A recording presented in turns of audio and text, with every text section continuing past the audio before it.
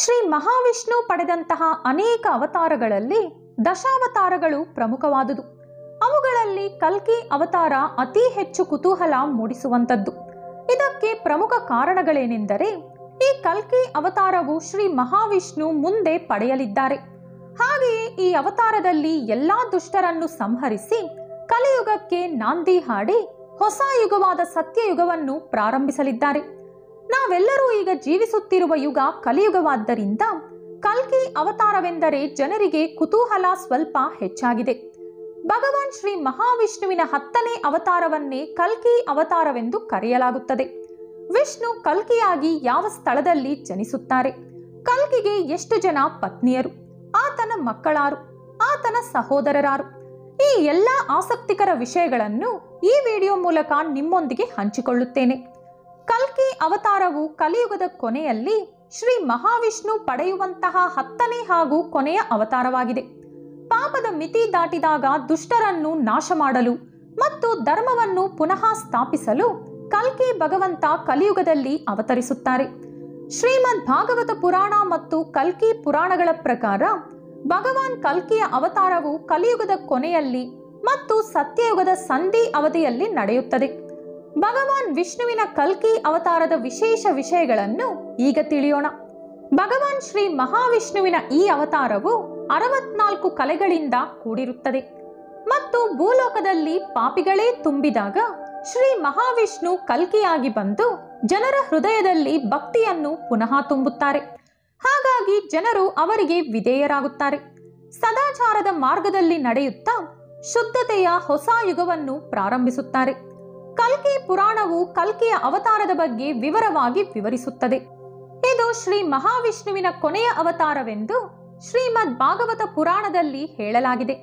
ಭಾಗವತದ 12ನೆಯ ವಿಭಾಗದ 2ನೇ ಅಧ್ಯಾಯದಲ್ಲಿ ಕಲ್ಕಿ ಭಗವಂತನ ಅವತಾರದ ಕಥೆಯನ್ನು ಸಂಪೂರ್ಣವಾಗಿ ವರ್ಣಿಸಿದ್ದಾರೆ. ಭಗವಂತನ ಈ ಅವತಾರವು ಕಳಂಕರಹಿತ ದೇವರು ಎಂಬ ಹೆಸರಿನಿಂದ ಪ್ರಪಂಚದಾದ್ಯಂತ ಪ್ರಖ್ಯಾತಿ ಪಡೆಯುತ್ತದೆ. ಪುರಾಣಗಳ ಪ್ರಕಾರ ಕಲ್ಕಿಯ ಅವತಾರವು ಹಿಮಾಲಯದಲ್ಲಿರುವ ಶಂಬಾಲ ನಗರದಲ್ಲಿ ನಡೆಯುತ್ತದೆ. ಅವರ ಎಲ್ಲಾ ಸಹೋದರರು ದೇವರುಗಳ ಅವತಾರಿಗಳಾಗಿರುತ್ತಾರೆ. ಅವರೆಲ್ಲರೂ ಸಹ ಧರ್ಮವನ್ನು ಪುನಃ ಸ್ಥಾಪಿಸಲು ಕಲ್ಕಿ ಭಗವಾನರಿಗೆ ಸಹಾಯ ಮಾಡುತ್ತಾರೆ. ಕಲ್ಕಿಯ ತಂದೆ ಕಲಿಯುಗದಲ್ಲಿ ವಿಷ್ಣುವಿನ ಪರಮ ಭಕ್ತನಾಗಿರುತ್ತಾನೆ. ವೇದ ಮತ್ತು ಪುರಾಣಗಳ ಸಂಪೂರ್ಣ ಜ್ಞಾನವನ್ನು ಇವರು ಹೊಂದಿರುತ್ತಾರೆ. ಅವರ ತಂದೆಯ ಹೆಸರು ವಿಷ್ಣುಯಶ್ ಹಾಗೂ ತಾಯಿಯ ಹೆಸರು ಸುಮತಿ. ಭಗವಾನ್ ಶ್ರೀರಾಮನ ಅವತಾರದಂತೆ ಕಲ್ಕಿ ದೇವರಿಗೂ ಸಹ 3 ಸಹೋದರರಿರುತ್ತಾರೆ. ಅವರ ಹೆಸರುಗಳು ಸುಮಂತ, ಪ್ರಜ್ಞಾ ಹಾಗೂ ಕವಿ. ಯಜ್ಞವಲ್ಕ್ಯನು ಕಲ್ಕಿ ದೇವರ ಪೂಜಾರಿಯಾಗಿರುತ್ತಾರೆ ಮತ್ತು ಪರಶುರಾಮರು ಅವರ ಗುರುವಾಗಿರುತ್ತಾರೆ. ಪರಶುರಾಮರು ಶ್ರೀ ಮಹಾವಿಷ್ಣುವಿನ 6ನೇ ಅವತಾರವೆಂದು ನಂಬಲಾಗಿದೆ. ಹಾಗೆಯೇ ಅವರು 7 ಚಿರಂಜೀವಿಗಳಲ್ಲೊಬ್ಬರು. ಪರಶುರಾಮರ ಸೂಚನೆಯಂತೆ ಕಲ್ಕಿ ದೇವರು ಶಿವನಿಗಾಗಿ ತಪಸ್ಸು ಮಾಡಿ ದೈವಿಕ ಶಕ್ತಿಯನ್ನು ಪಡೆಯುತ್ತಾರೆ. ಭಗವಾನ್ ಕಲ್ಕಿಗೆ 2 ಪತ್ನಿಯರಿರುತ್ತಾರೆ.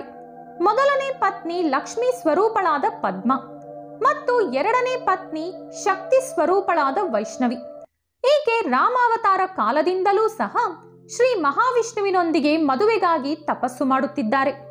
ವೈಷ್ಣವಿ ದೇವತೆಯು ವಿಷ್ಣುವಿನ ಕೃಪೆಯಿಂದ ಕಲ್ಕಿ ಅವತಾರದಲ್ಲಿ ಅವರನ್ನು ವಿವಾಹವಾಗುತ್ತಾರೆ. ವಿಷ್ಣು ಕಲ್ಕಿ ಅವತಾರದಲ್ಲಿರುವಾಗ ಅವರಿಗೆ 4 ಜನ ಗಂಡು ಮಕ್ಕಳು ಜನಿಸುತ್ತಾರೆ. ಅವರ ಹೆಸರುಗಳು ಜಯ, ವಿಜಯ, ಮೇಘವಾಲ ಮತ್ತು ಬಲಾಹಕ. ಕಲ್ಕಿ ದೇವರ ವಾಹನವು ಬಿಳಿ ಬಣ್ಣದ ಕುದುರೆಯಾಗಿರುತ್ತದೆ ಎಂದು ಪುರಾಣಗಳು ಹೇಳುತ್ತವೆ. ಈ ಕುದುರೆಯನ್ನು ದೇವದತ್ತ ಎಂದು ಕರೆಯಲಾಗುತ್ತದೆ. ಕಲ್ಕಿ ದೇವರು ಕುದುರೆಯ ಮೇಲೆ ಸವಾರಿ ಮಾಡುತ್ತಾ ಬಂದು ಪಾಪಿಗಳನ್ನು ಸಂಹರಿಸಿ ಪುನಃ ಧರ್ಮವನ್ನು ಸ್ಥಾಪಿಸುತ್ತಾರೆ. ಕಲ್ಕಿ ದೇವರ ಅನುಗ್ರಹ ಪಡೆಯಬೇಕೆಂದರೆ ಕಲ್ಕಿ ಜಯಂತಿಯಂದು ವಿಷ್ಣುವನ್ನು ಪೂಜಿಸಿ ಅವರ ಹೆಸರಿನಲ್ಲಿ ಉಪವಾಸ ಆಚರಿಸಬೇಕು. ಹಾಗೆಯೇ ಕಲ್ಕಿ ಜಯಂತಿಯಂದು ಬಡವರು ಮತ್ತು ನಿರ್ಗತಿಕರಿಗೆ ಅನ್ನದಾನ ಹಾಗೂ ಇತರೆ ದಾನಗಳನ್ನು ನೀಡಬೇಕು. ಅಂದರೆ ವಸ್ತ್ರದಾನ, ಗೋದಾನ, ಹಣದಾನ ಮುಂತಾದವು. ಇನ್ನು ಕಲ್ಕಿ ದೇವರ ಪೂರ್ತಿ ಕಥೆಯನ್ನು ಕಲ್ಕಿ ಪುರಾಣ ಮಾಡುವಾಗ ವಿವರಿಸುತ್ತೇನೆ. ಮತ್ತೊಂದು ಆಸಕ್ತಿಕರ ವಿಷಯದೊಂದಿಗೆ ಪುನಃ ಭೇಟಿಯಾಗೋಣ. ಇನ್ನೂ ಈ ರೀತಿಯಾದ ಕುತೂಹಲಕಾರಿ ಪೌರಾಣಿಕ ವಿಡಿಯೋಗಳಿಗಾಗಿ ತಪ್ಪದೇ ನಮ್ಮ ಚಾನಲ್ ಸಬ್ಸ್ಕ್ರೈಬ್ ಮಾಡ್ಕೊಳ್ಳಿ. ಹಾಗೆಯೇ ಈ ವಿಡಿಯೋ ನಿಮಗಿಷ್ಟವಾದಲ್ಲಿ ಲೈಕ್ ಹಾಗೂ ಶೇರ್ ಮಾಡುತ್ತಾ ನಿಮ್ಮ ಅನಿಸಿಕೆ ಅಭಿಪ್ರಾಯಗಳನ್ನು ಕಮೆಂಟ್ ಮೂಲಕ ನಮ್ಮೊಂದಿಗೆ ಹಂಚಿಕೊಳ್ಳಿ. ಧನ್ಯವಾದಗಳು.